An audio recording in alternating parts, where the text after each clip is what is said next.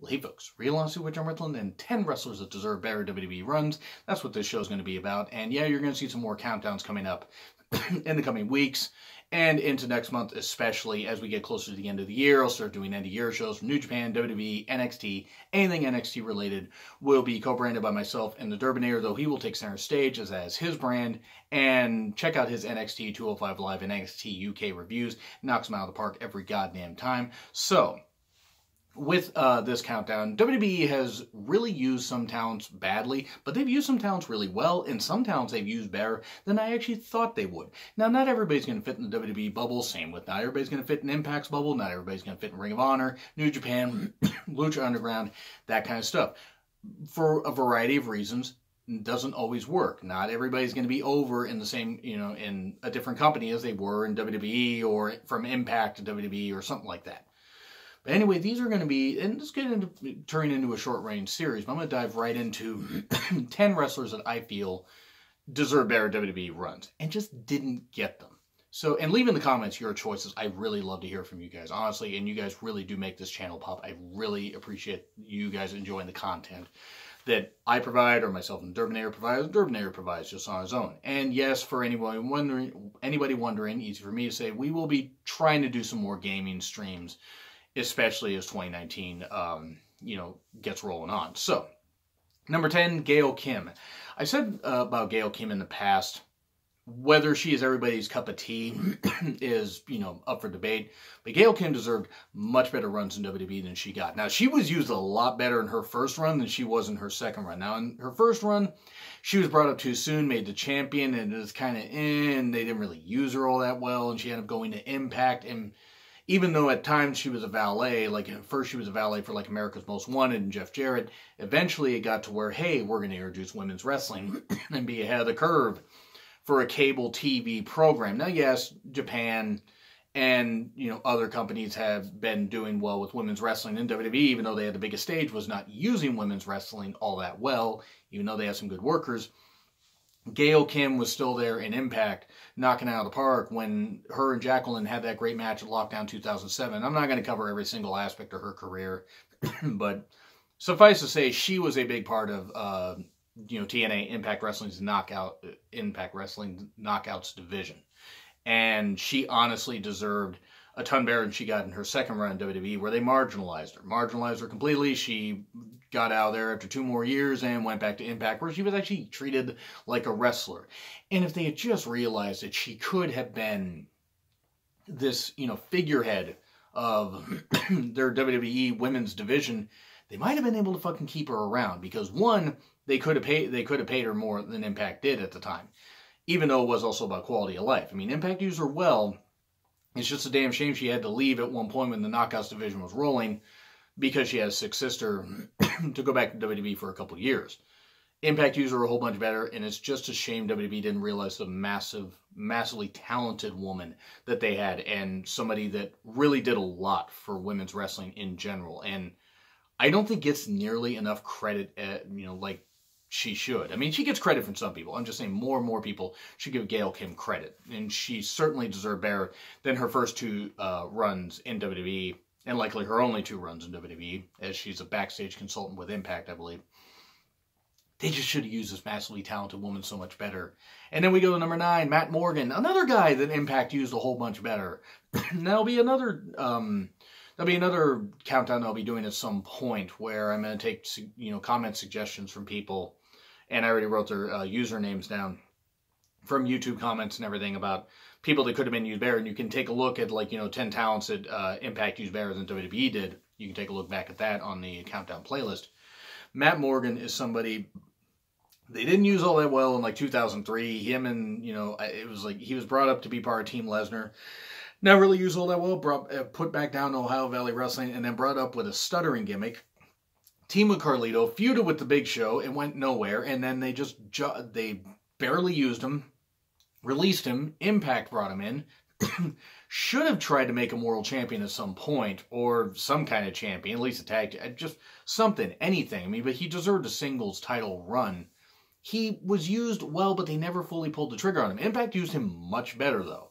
But Matt Morgan, you look at just how great he was, how fantastic he could be in the ring, how athletically, how much of an athletic marvel really he was. I mean, the guy was so athletically gifted. How in the world could you not use somebody 7 feet, that agile, that had a really, high level of intelligence and could cut some good promos? He did yell a little bit too much, as they had him yell a whole lot in Impact, but they flip-flopped him face to heel too much. And I'm talking in Impact, but they at least used him better because they at least treat him like a star at some points. And I just feel like, in general, Matt Morgan should have been a bigger star than he was. And that's just, of course, my personal opinion, but for how tall he was, how intelligent he was, and how gifted he was. And I'm sure still is. I don't think he wrestles nearly as much. But during his prime years, he should have been used a whole lot better. And you would think WWE, especially Vince, since he loves big, sweaty men, of course, Ross from Cultaholic, of course, he always says that. You would think that they would have used Matt Morgan better, and they just didn't, and it's fucking baffling. And number 8, Ron Simmons. Now look, Ron Simmons, after his WCW World Title run in '92, wasn't used that great by WCW, and then eventually was in ECW for a bit. And then was brought in as that gladiator, Farouk Assad or whatever, or, like with the blue gladiator helmet and looking absolutely goddamn ridiculous. That right there killed pretty much any of his credibility. The Nation of Domination thing helped, but he still had plenty of years left where they could have made him a WWE champion at some point, or an Intercontinental champion, or something like that. Yeah, he was a tag team champion a few times with Bradshaw, but it just felt like, they slot him into, just somewhere, oh, hey, he's just going to be a guy that gets some momentum, but mainly just puts people over. And he still had a lot of years left. Now, I'm not saying by 2001, 2002, the guy should have been used as anything other than a tag team wrestler. But you got him in 96. And for those 6 years, you mainly use him as a tag team guy. Now, maybe he was happy in that role, and that's totally fine if he was. I just feel, with as gifted as he was, still for a number of years, he should have been used better as a single star. My personal opinion, I know he challenged The Undertaker at one point for the WWE title. It should have worked a lot better. And yeah, the gladiator gimmick thing did kind of kill him. Or at least initially. But though Nation of Domination helped, I just feel as a singles wrestler, he could have been used a whole lot better. Don't get me wrong, he had a long tenure with the company. I just feel he could have been used better. And then we get to number 7, John Morrison. Now, Johnny Nitro, John Morrison, Johnny Impact, Johnny Mundo, Johnny Defy. Yes, I met John Morrison at a Defy wrestling show, Defy Northwest, little indie promotion that's based out of Seattle. Well, Seattle and Portland, they go back and forth there. Derby even got a picture with him. Really nice guy and really still super talented in the ring, by the way. Morrison, I don't know, Derby might be talented in the ring if he ever wanted to get in there, but Morrison was really, really cool. I just feel with him, yeah, he was Intercontinental Champion a few times, but being WWE Champion just seemed like it was written in the stars for the guy, and it just feels like they should have fucking used him better. And whatever the reasons were as to why, I mean, his ECW title run not exactly all that great, though the circumstances of that's not necessarily his fault. I just feel with him, WWE Gold, even World Championship Gold in like 2009 or something like that, should have been something, well, that would have required him to go to Raw, but the whole point is he should have been somebody that they should have used a whole lot better. He really, really was, and still is, tremendously gifted. Now he's been doing his own thing. He's worked in Lucha Underground and Impact, and of course that Defy show. He is somebody that WWE you thought could have just shot to the damn moon. And for whatever reason it didn't work. But I just feel for singles heavyweight gold, this guy deserved it. Maybe he gets a chance to shine WWE one more time before he retires. Who knows? And then number 6, Cody Rhodes. Yes, the American Nightmare. He was a tag team wrestler for a while, which was okay. You want to establish him in this kind of stuff, and I get it. His run with Hardcore Holly, his run with Ted DiBiase, his run with Legacy. Legacy was kind of a cool stable.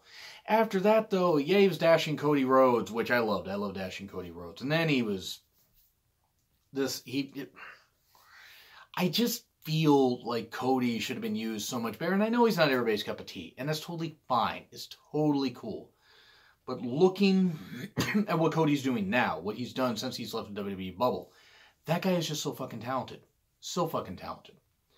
Is he as big a star as his dad? No, no one's going to be as big of a star as Dusty Rhodes was. One, it's not the territory days, even though there's a lot of promotions out there.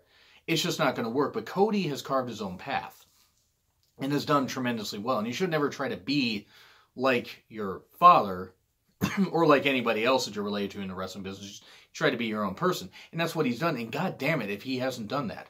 His time in Ring of Honor, New Japan, he has done really, really well. And just the Stardust gimmick and all that shit, I hated that. And he did too, even though he tried to make it work the best he could. You could just tell he didn't like it, but, credit to him, he made it his own. But Cody Rhodes, looking at him and just looking at what he's doing now, you're like, yeah, Vince, you let that star go. Good job there. It's not going to affect WWE as far as their stock price and stuff like that, but it just doesn't look good that they let him go. Now they want to try and make a big money offer to have him come back. He can do what he wants. He deserves a better run in his second run if he ever does go back to WWE. But that's my take, of course. So then we get to number 5, Juice Robinson, CJ Parker in NXT. Talked about him before on 10 wrestlers that won me over, and I will be doing a second part of that. Do not worry. 10 more wrestlers that won me over. In fact, you'll probably see that up shortly after this one. But now as Juice Robinson, the guy is just fucking great. I recognize that he had talent because he had the size, he had the ability, but was treated like a goddamn jobber. The whole peace and love thing and all that didn't work. And now looking what he's done in New Japan, working in tag teams, becoming a U.S. champion, that chase to face Jay White, the fact that he's faced Goto earlier this year for the Never Openweight title. I don't know what he's doing right now. Hopefully he's going to be part of World Tag League. As of the recording of this video, New Japan has not announced what World Tag League is going to be. Hopefully Juice is involved in the Wrestle Kingdom card as well. I know not everybody can be on there, but that guy really has been dynamite this year and is over, so hopefully that's the case. I hope Juice is one guy that doesn't go back to WWE because I just don't think they know what to do with him because they didn't know what to do with him for the few years that he was employed. And he's just shined so much since he's left there. But yeah, looking at him, that's the kind of star they could have had if they just would have turned him loose. Sure, he would have had to have cut down on the swearing, even though that's a big part of him just having fun and a big part of his gimmick. But looking at what Juice is now, you're like, wow, good job, guys. You let that guy go. And then another one, number 4, Neville or Pac on outside of WWE. Supremely skilled. His mic skills got better when he was a heel as a Cruiserweight champion. Neville's just one of those guys that just should have been pushed. It should have been at least IC champion, US champion, something like that. Sure, he was NXT champion for a while. And had a really good match with Sami Zayn where Neville lost the title. And then he made his debut, faced off against Seth Rollins in that open challenge match where he nearly beat him. But then Seth Rollins got his leg to the rope, even though they kind of had to do the whole shift thing. So Neville got Rollins' leg close, otherwise it wouldn't have worked. And then he has ankle injury, and then he has cruiserweight run. And, had a good cruiserweight run, and they still treat it like a joke. Because he was only on pre-shows. I mean, I think he was only on the main show of one card, and that was Fastlane 2017. Well, maybe he was on the main card of the Royal Rumble 2017, but I don't really remember. All I know is when they had him jobbed to Enzo and he left, who could blame him? And now he's back doing what he loves, wrestling and actually being treated like a goddamn star. Hopefully, I know he's in Dragon Gate. Hopefully, maybe he makes some appearances in New Japan on the UK scene. That guy, is he world champion everywhere? No. Was he going to be WWE champion? Probably not, but he could have been an Intercontinental or US champion. Or he could have been part of their UK division if they would have fucking used him right. Because outside of those 3 times, can you really name a whole lot that Neville did? No. And it's sad. Because even for his short stature, he deserved better. Number 3, Vader. Vader should have been WWE champion in '96. Should have beat Shawn Michaels, the little backstage politicking bitch that Shawn Michaels was. And that's what he was in the 90s. People can say all that stuff all they want about how Shawn Michaels is one of the greatest performers, and he was. And I'm sure still could be. That DX Brothers of Destruction match notwithstanding, but Shawn Michaels basically killed a lot of Vader's push. Same with Vince, and I'm not saying that Vader, being a little injury prone by that point, didn't play a factor. Vader should have beaten Shawn Michaels at SummerSlam 96, held the title till maybe Survivor Series, or even held to the Royal Rumble, dropped it back to Shawn, and if they wanted to drop Vader back into the mid-card, then fine.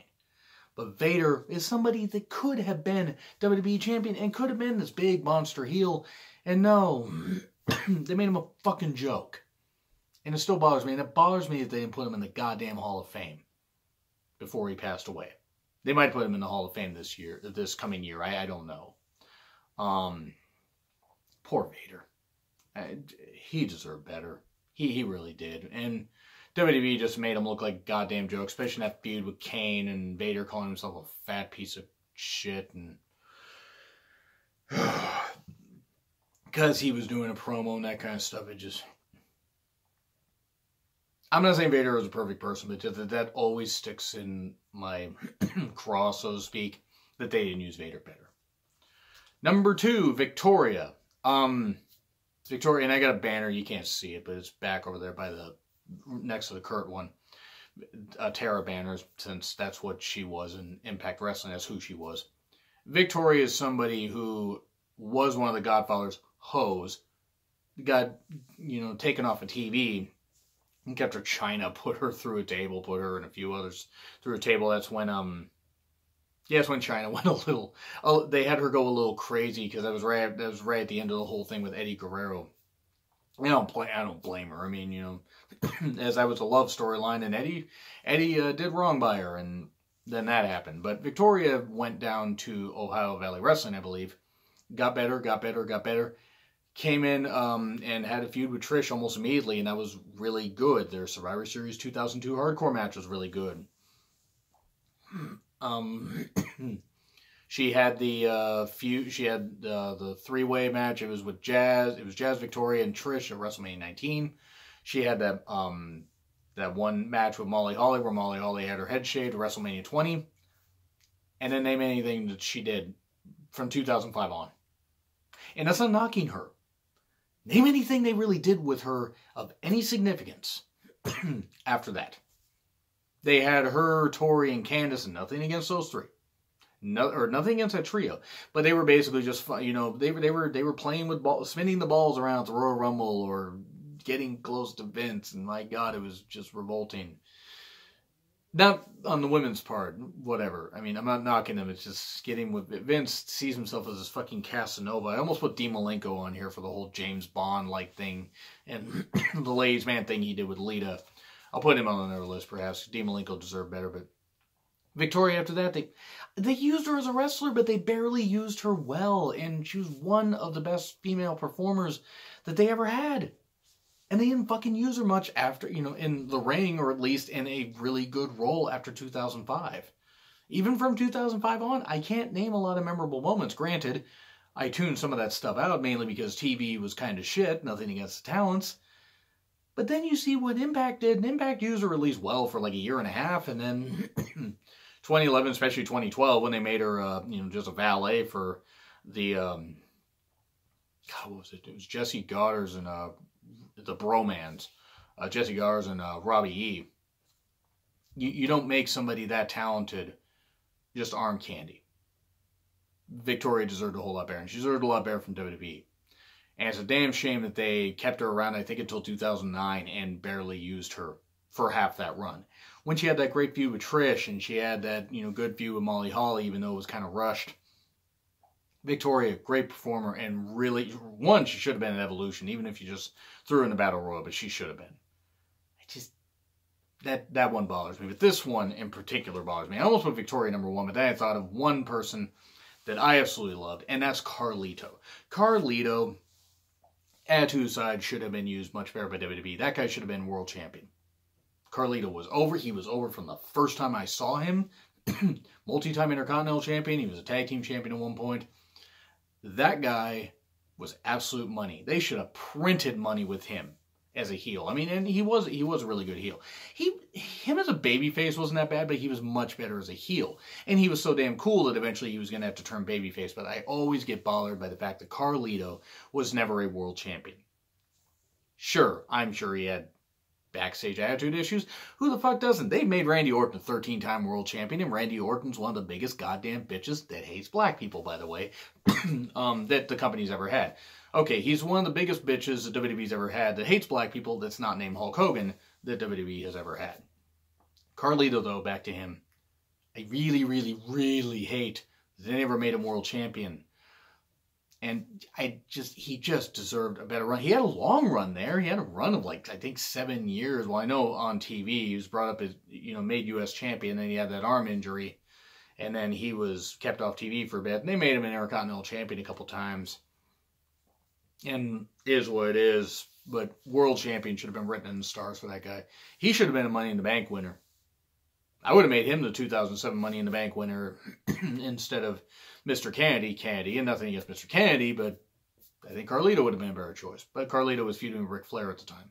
And they feuded on the pre-show. They used Ric Flair on the goddamn pre-show 1 year before he had that great retirement match at WrestleMania 24. But anyway, Carlito's my number one choice. Who are your choices? Let me know in the comments. And please, if you can come up with a list of 10 or more people, I will make sure to do another list of these probably sometime in December. I might even do one later this month. We'll see.